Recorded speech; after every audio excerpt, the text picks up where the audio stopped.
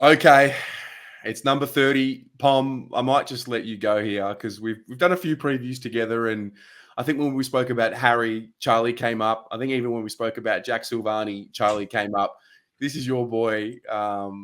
Take it away. What to take from Charlie Curnow's return? Well, I mean, it was one of them games, wasn't it, with Charlie, where it could have been so much more. The guy seemed to be in kind of cruise control, and I think that's why I love him. He reminds me of Morales at Rangers in the terms of that you have a pre-season game, and it looks like he's taking the piss with his shooting, and then the game actually happens the next week, and he bangs a hat trick in, and that's the Charlie you know and love. It looked like he was going at 50%. Some of them kicks at goal, I'd question him if he was doing it in a game, especially that one round the corner just in front, and he kind of tried to go for the theatrics. But you saw what Charlie brought, and he was playing the Harry role, really, the sole guy. And you saw that difference in Harry. He's not probably the aerial prowess of Harry, but that engine, that work rate, that speed did show. And it made me excited when Harry comes because I thought these two are going to have a lot more space. They'll really appreciate, especially Charlie playing these two games, what it is when you've got two good key forwards that take it. And I know I'm biased, but I think Charlie has got something that Harry hasn't. I think he is the superstar forward, and I think he will have a huge year. Injured or not, people are worried at the moment. It doesn't bother me. I thought he took that knock well. I think Charlie, if he can play the full season, I think we'll remember why we used to get excited when we saw his name on the team sheet. Yeah, obviously it's been a long time since he's played significant footy. I know that he played a few games at the back end of 2021, which was a bit of a talking point. Some people felt like we shouldn't have risked him. Other people felt like we needed to get him out there just so we can get some touch and feel the speed of the game. Ultimately, as we enter 2022, we're filming this on the 28th of February. At training, he looks sharp. From all reports, it says that he's got his athleticism back and he's got his speed and his power. We've just played against St Kilda in the practice match, and he did cop a knock to the knee.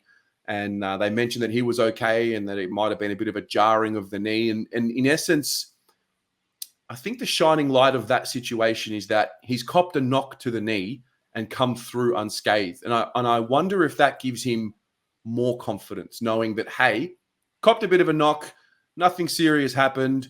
Does that give him a bit more confidence in, the rehabilitation program that he's been undertaking for quite some time now?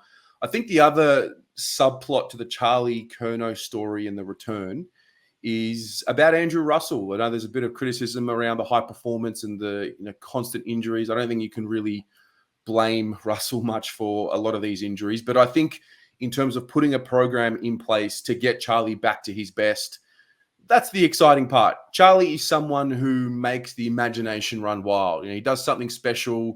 Then all of a sudden in your head, you start thinking, oh my God, we've got two of the most promising forwards that the league has. Obviously, we haven't done anything in terms of win finals or playing anything meaningful just yet, but it would be nice to have some health luck and get 20 games with Harry and Charlie in there. And I don't even know what it looks like right now. I don't even know what it's going to look like, but I imagine they help each other out because you can't triple team Harry now. Charlie's in there. And by the same token, if Charlie gets hot, you can't triple team or double team him because Harry gets off. I guess the next question is, how do you deploy Charlie? Is he someone that you want centre half forward, full forward, bit of both? Like, what do you see with him? I think in the ideal world, I think both of them can play that high half forward role. You see Harry love being that outlet ball. Them scenes last year, where he took off and he had a bit of a bounce. That Harry can do that. Charlie particularly as well. You go back to the Hawthorn game, going way back 2017, where he had 22 touches and he literally lived high half forward, even on the flank at times. And that was where there was that Cooter simile. Could he be the next Cooter beyond the ball because he finds the pill? I think in an ideal world, Voss would love to be able to interchange it and really cause a bit of chaos in the matchups. Personally, I think Charlie at centre-half forward and Harry at the goal square, though, is the dream combination. You've got the best pack marker in the competition, and Harry stretches the play. And you saw it at the St Kilda game. It was like the actual game where he had that mark 65, 70 out, and off one step, he just has a shot at goal. And it was still rising when he went through the behind post. I mean, you forget the power he's got in them little trunks of his. Like, it was crazy seeing that one step. And you're like, Jesus, that's still rising. So Charlie offers that threat as well, which Harry's got a booming kick as well. I think it's a tough matchup for teams. And you saw St Kilda did panic even when the ball's on the deck, because Charlie, in that doggies game a couple of years ago, we always talk about it, there was a few of them goals that were crumbs as well. He's a big fella that when that ring rust goes, he likes playing on the ground as well. So two different forwards that really, it's like Dwight York and Andy Cole. They're the perfect forward combination. Their skill sets complement each other. And we've rarely seen it as Carlton fans. And it is the dream. It is the dream. Yeah. I imagined, and I've spoken a lot about it throughout this off-season, about not wanting to put too much expectation on Charlie. And I guess there will come a point where the expectation has to be there because he is one of our better players. We've got him fully fit. Having said that, I still do imagine him taking a little bit of time to get into the crux of the season, backing up game after game. There will be niggles. There will be sore ankles and knees and, ligaments and all sorts of things. And he does play a scary style of football. What I mean by that is he leaps and he changes direction a lot and he's in there. He's in the thick of it. But ultimately, I feel like even if he's not kicking 3 goals or, 4 goals, I still think he is a matchup nightmare. I still think he draws, an important defender from the opposition. And I think ultimately I imagine him by, halfway through the season, if he's, in the side still and healthy, I imagine him really lifting off from there. And I almost see a bit of a springboard being 2022 for 2023. Now, I know you've said, nah, he's kicking 60 plus goals. Are you just a supporter of Charlie, or do you think there's no reason why he can't be at his best this year? I, hand on heart, believe he is the best player in the league. Hand on heart, unequivocally. I think his skill set, when he gets going, and I think if we go back to that 2017, 2019 year, you see it, that there is no forward like him in the AFL. There is no forward like him. Jordan De Goey gets hype, but what Jordan De Goey can do, Charlie can do. What Dusty can do, Charlie can do. What Harry can do, Charlie can do. He's got little bits that make the perfect footballer. And I thought what really impressed me about the Saints game for Harry, if I was Harry watching that, is how when Jesus and Charlie worked, Charlie's got a brain. He doesn't go to the contest if Jesus is under the ball. He skirts round the back and hopes that if the ball gets missed, he's there. And that says to me, one of Harry's big issues playing for this football club is usually Levi or Mitch McGovern decide to climb up the back of him as well. And the best defenders sometimes for Harry is Carlton's next full forward. So that excites me as well, that these two are very intelligent footballers. They stay out of each other's way. And when they get going, you saw Charlie's lead patterns. They were exceptional this week.